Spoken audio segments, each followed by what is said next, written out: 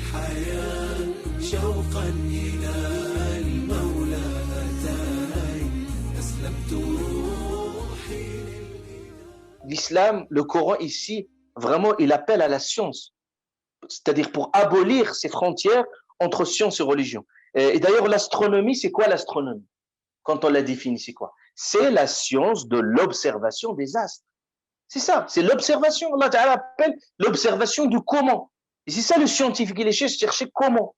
C'est pour ça maintenant, quand on parle par exemple de la théorie du Big Bang, comment l'univers il a été, parce que toujours, l'humain, il a été toujours obsédé par comprendre le comment les choses, comment ça fonctionne, comment ces étoiles, ils tournent autour. C'est pour ça, les premiers musulmans ont bien compris l'intérêt des connaissances comme l'astronomie, la médecine, les mathématiques, la géographie. Et vous pouvez revenir à la maison de la sagesse à Bagdad, à cette époque-là, le calife abbasside, qui est Haroun al-Rachid, qui a même construit toute une ville de connaissances. Et vous pouvez revenir même à des historiens. Par exemple, un historien américain qui est connu, historien des sciences, Georges Sarton. Vous pouvez revenir à Georges Sarton. Il a un excellent livre et qui parlait de l'apport de ces musulmans.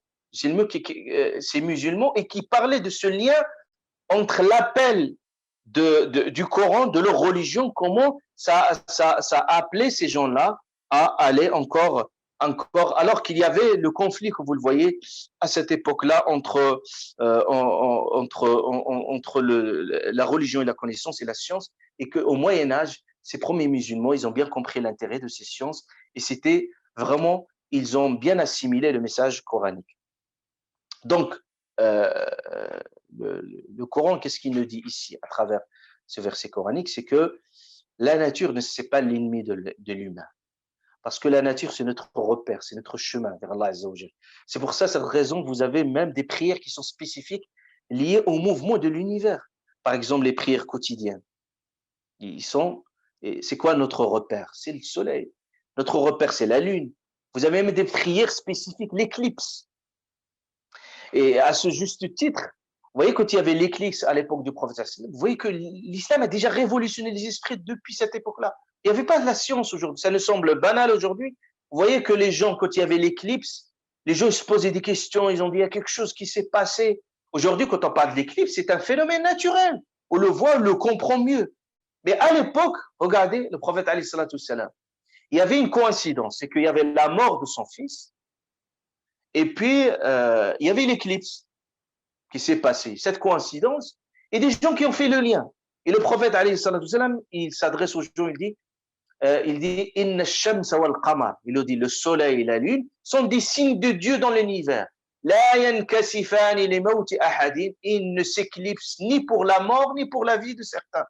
C'est pour leur dire, arrêtons ces superstitions qui n'ont aucun fondement, c'est que c'est des phénomènes purement naturels. C'est quelque chose de très profond au niveau de l'islam. Vous avez le ramadan, le pèlerinage. Même Allah Azza wa Jalla dit, il te pose la question au sujet de la lune. Il leur dit, c'est quoi? La lune, c'est des repères temporels pour les gens, pour qu'ils puissent savoir à quel moment, voilà, faire le pèlerinage, qu'ils puissent à quel moment, bien entendu, faire ce qu'ils ont à faire. Et puis je clôture, Allah dit ici comment. Donc retenez bien le comment, c'est très très très important. Comment. Et puis il a dit comment le ciel on l'a construit. Donc, quand on parle du ciel et on parle d'une construction, ça veut dire qu'il y a une architecture. À n'importe quelle construction, il y a une architecture. C'est pour ça que le Coran al-Karim, parfois, c'est très étonnant. On ne peut pas le comprendre s'il n'y avait pas cette révolution scientifique. Parce qu'avant, on considérait que l'univers, il y avait l'espace, c'était un vide. C'était un vide.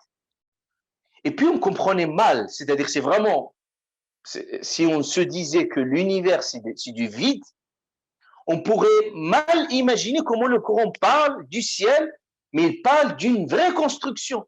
Ça veut dire d'une vraie architecture. D'ailleurs, Allah Azza wa Jalla dit وَجَعَلْنَا السَّمَاءَ سَقْفًا مَحْفُوظًا. Regardez les terminologies coraniques. Il dit nous avons fait du ciel un plafond.